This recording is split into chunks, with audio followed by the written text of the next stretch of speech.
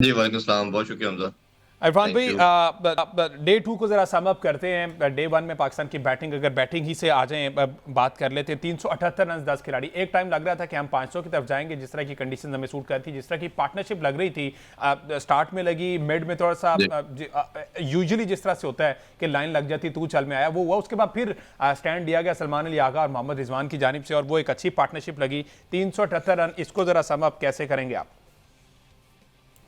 देखें, ये एक्सपेक्टेड था। ये विकेट थोड़ा-सा डिफरेंट था जो आपने लास्ट आपने टर्नर देखा था मुल्तान की पिच या पिंडी की पिच इंग्लैंड के अगेंस्ट सीरीज जी। में या वेस्ट इंडीज के अगेंस्ट आपने देखा। वो तो बॉल फर्स्ट से ही आपने देखा कि बॉल एक्स्ट्राऑर्डिनरी स्पिन कर रहा था जिसको खेलना रादर इम्पॉसिबल था। तो इसको इन्होंने उतना ड्राइव पिच को नहीं किया जितना वो पिचेस थी। इसकी वजह से देखा कि आपका शुरू में पेस बॉलर का बॉल भी अच्छा कैरी कर रहा था। दो के उस तरह सीम स्विंग नज़र नहीं आया, जी। बट कैरी अच्छा था। जी। और जो स्पिन भी है वो भी हमने देखा कि कोई 30-40 ओवर के बाद जाके जिसे हम फिक्सर स्पिन कहते हैं, तेज स्पिन कहते हैं, जो ग्रिप होने के बाद पड़ता है, वो होना शुरू हुआ।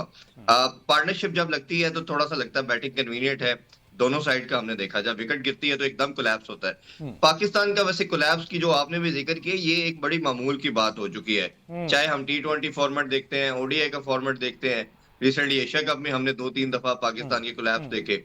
और अब टेस्ट में भी देख लिया कि 199 पे भी एकदम 3 विकेटें हम गँवा देते हैं। इसी तरह फिर अभी भी हम बड़ा अच्छा जा रहे थे और एकदम ही फिर आखिरी जो 4-5 विकेटें हैं, वो 10-12 के टोटल के अंदर अपनी हमने सारी गँवा दी। तो ये एक कंटिन्यूटी है, जिस पे मेरा ख़्याल है कि सबसे ज़्यादा पाकिस्तानी टीम या मैनेजमेंट को काम करने की ज़रूरत है।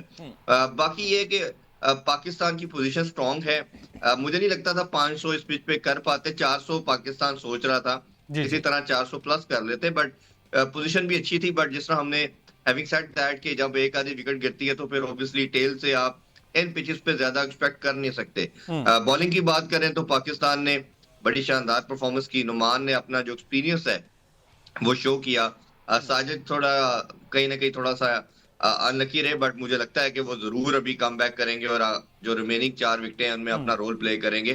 तो पाकिस्तान की कंप्लीट परफॉर्मेंस नज़र आ रही है। बट आपकी कई दफ़ा होता है अच्छी परफॉर्मेंस के अंदर कई चीज़ों के ऊपर आपके हाइड हो जाती है लूप होल जो है। बिल्कुल ऐसा ही लूप है। होल सिलेक्शन पे मैं बात करना चाहूँगा। जी। जी। देखें, कामरान गुलाम और खुर्रम शहजाद ये आपकी टेस्ट की टीम के परमानेंट फीचर थे। यस। टेस्ट में या इवन ओडीआई में भी ऐसा नहीं होता कि आपका जो मेन प्लेयर जो आपकी टीम को कंटीन्यूअसली लेके चल रहा होता है, अगर वो टीम का परमानेंट मेंबर है तो विदाउट बैड परफॉर्मेंस वो कभी बाहर नहीं होता। बाबर की बुरी फॉर्म गई, बाबर ने 2.5 साल से ज्यादा हो गया टेस्ट में सेंचुरी नहीं की या वैसे भी सेंचुरी नहीं कर पाए। तो आपने टेस्ट में कामरान गुलाम को चांस दिया और उसने रन्स किए।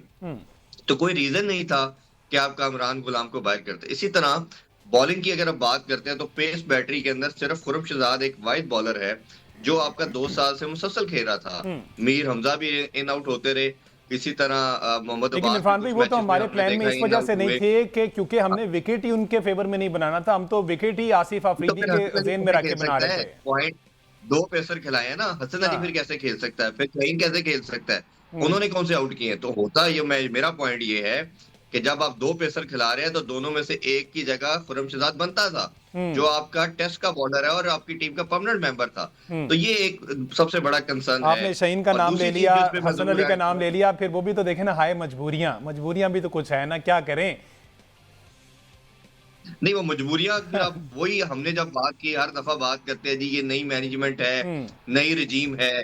फिर अगर आपने किसी न किसी तरह इस्लामाबाद यूनाइटेड की प्रो बनानी है टीम, उसी तरफ लेके जाना, तो फिर ये काम ना करें, आधी लाहौर के अंदर, आधी इस्लामाबाद यूनाइटेड। ये ना करें, ये पाकिस्तान की टीम है, जो लड़का डिज़र्व करता है, जिसकी जगह बनती है, उसको रखें। तो हमने सर ये खुर्रम बार-बार शहजाद को ये अगले सीजन मेरा में ख़्याल है कोई भेज 10 देना साल फिर से बात इस्लामाबाद करते चले में। जा रहे हैं। इरफान भाई, जी? खुर्रम शहजाद को फिर इस्लामाबाद भिजवा देना अगले सीजन में। कुछ करें उनके लिए भी, कुछ करें, इस्लामाबाद भी जाएं या लाहौर में एडजस्ट करवाएं, क्योंकि कोयटा से उनकी दाल नहीं गल रही। देखिए तो ये अब उनके लिए जरूरी इस है।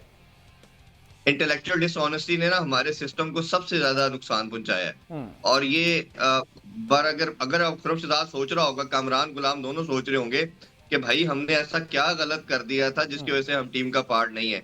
दोनों टेस्ट का फॉर्मेट खेल रहे हैं। अभी देखे ना, कामरान गुलाम को भी आपने करते करते सिर्फ टेस्ट तक महदूद किया हुआ है। बिल्कुल। इसी तरह खुर्रम शहजाद को भी आपने टेस्ट की हद तक महदूद किया हुआ है। तो जब टेस्ट की हद तक वो रखा गया है, तो किन बेसिस के ऊपर वो बाहर हुए हैं? दूसरा, इमाम की आपने बड़ी इंपॉर्टेंट बात की। इमाम का मैं अगर बताता चलूं, इमाम टीम से बाहर परफॉर्मेंस की वजह से नहीं हुआ था, इंटेंट की वजह से नहीं हुआ था। जो मेरे सोर्सेज हैं, इमाम को बाहर किया गया था उनकी डिसिप्लिनरी एक्शन की वजह से। उनके ऊपर इल्जाम था कि शायद वो टीम की बातें ठीक जो है वो बाहर जैसे कि उनकी लीक आउट करते हैं। जी, आपको सलाम, इरफान भाई को सलाम, आपके तमाम व्यूअर्स को सलाम।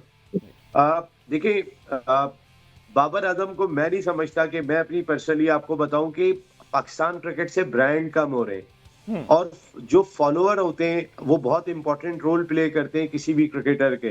बिल्कुल तो बाबर आजम मेरे ख्याल है कि टीम में बनते हैं क्योंकि आपकी एक पाइपलाइन है जो पीछे से खिलाड़ियों को दे रही है। अगर फॉलो करने वाले खिलाड़ी एक दो रह गए तो आप उनको भी अगर बाहर करेंगे, उनकी परफॉर्मेंस चाहिए। बाबर आजम को स्वीप शॉट सीखना होगा। वो हर दफा गेंद अंदर आता है ऑफ स्पिनर का या लेफ्ट आर्म स्पिनर का, वो एलबीडब्ल्यू हो रहे हैं क्योंकि उन्हें स्वीप शॉट नहीं आता। रिजवान ने जितने रन स्कोर किए वो स्वीप शॉट पे किए।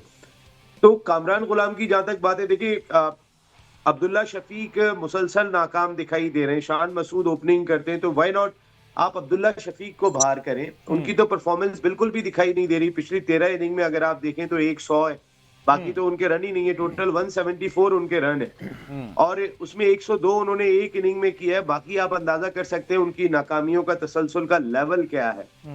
बाबर ने साउथ अफ्रीका में रन स्कोर किए थे। देखिए, बाबर पे क्रिटिसाइज बिल्कुल बनता है। इरफान भाई गलत बात नहीं कर रहे कि एक खिलाड़ी के ऊपर टीम इतना रिलाय कर रही है और उसके बाद वो एक ही तरीके से आउट हो रहा है, वो उस शेल से नहीं निकल पा रहा।